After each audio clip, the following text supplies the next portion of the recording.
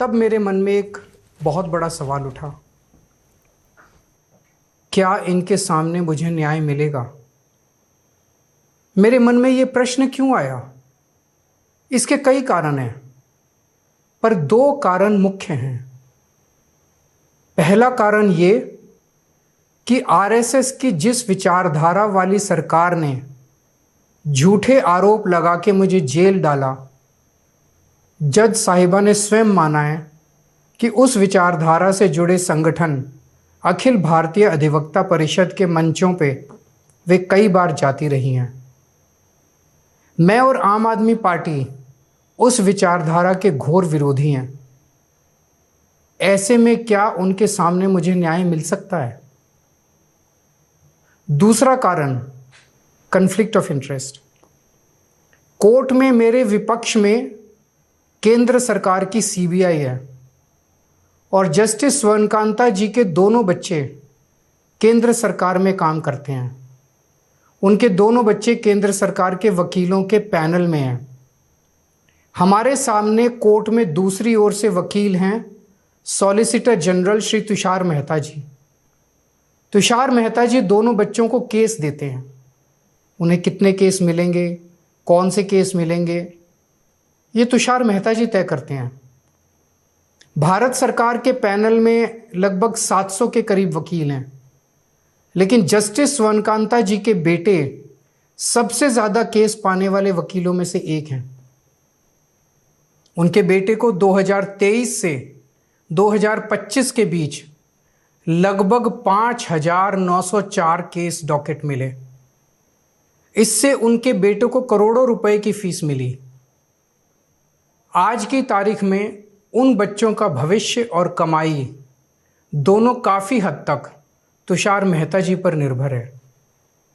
तो किसी के भी मन में ये चिंता स्वाभाविक है कि अगर जज कमाई और उनका भविष्य सामने खड़ा वकील तय कर रहा है, तो क्या जज साहिबा उस वकील के खिलाफ फैसला कर पाएंगी?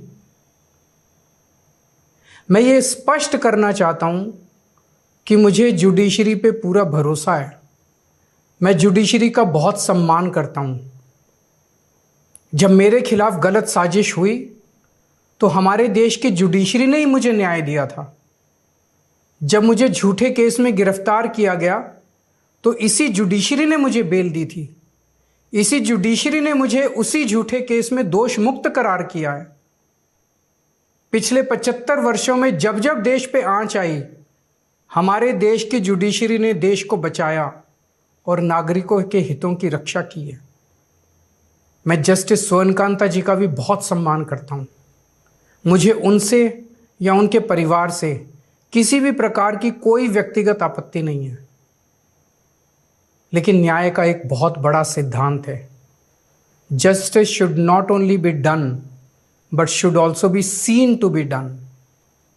इसलिए मैंने जस्टिस स्वर्णकांता शर्मा जी से पूरे सम्मान के साथ अनुरोध किया कि वो इस कन्फ्लिक्ट ऑफ इंटरेस्ट जैसे कारणों की वजह से इस केस से खुद को अलग कर लें।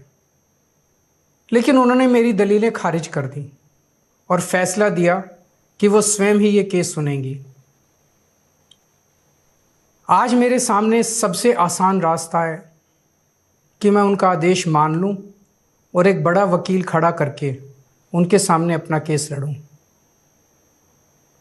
पर यह मुद्दा अब सिर्फ मेरे केस का नहीं है, बल्कि आम लोगों के न्याय प्रणाली पर भरोसे का है। ऐसी दुविधा के मौके पे बापू ने हमें सत्याग्रह का रास्ता दिखाया। बापू ने कहा था कि जब भी किसी अन्याय का सामना करो तो उसका पहला कदम विरोध नहीं बल्कि बातचीत होना चाहिए। अपनी बात अन्याय करने वाले के सामने पूरी विनम्रता के साथ रखनी चाहिए और उसे सुधारने का पूरा मौका देना चाहिए। सारी कोशिशों के बाद भी अगर न्याय ना मिले तो अंतरात्मा की आवाज़ सुनो। यदि अंतरात्मा की आवाज़ कहती है कि न्याय नहीं हुआ, तो शांति और विनम्रता के साथ सत्याग्रह करना चाहिए। फिर उसके जो भी परिणाम हों वो सहर्ष स्वीकार करने चाहिए। पर इस पूरे प्रकरण में अन्याय करने वाले व्यक्ति के प्रति किसी भी प्रकार की नफरत या गुस्सा नहीं होना चाहिए। मैंने भी बातचीत से शुरुआत की, पूरी निष्ठा और विनम्रता के साथ जस्टिस स्वर्णकांता जी के सामने अपनी बात रखी, उन्हें इस केस से अलग होने के लिए याचना की। मैंने आग्रह किया कि मेरा केस हाई कोर्ट के किसी भी अन्य जज द्वारा सुन लिया जाए, लेकिन उन्होंने मेरी प्रार्थना अस्वीकार कर दी। उन्होंने फैसला दिया कि वे अपने आप को इस मामले से अलग नहीं करेंगी और ये केस वो स्वयं ही सुनेंगी। उनके दिए गए इस फैसले से मैं पूरी विनम्रता पूर्वक असहमत हूँ।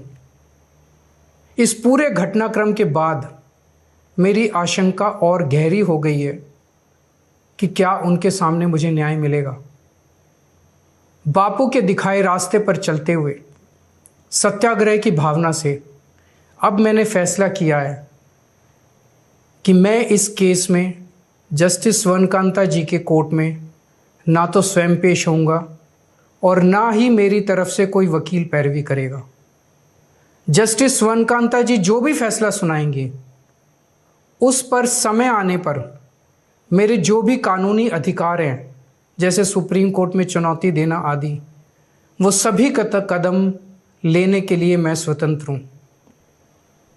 ये बात आज मैंने एक पत्र लिखकर जस्टिस स्वर्णकांता जी को भी सूचित कर दिया है।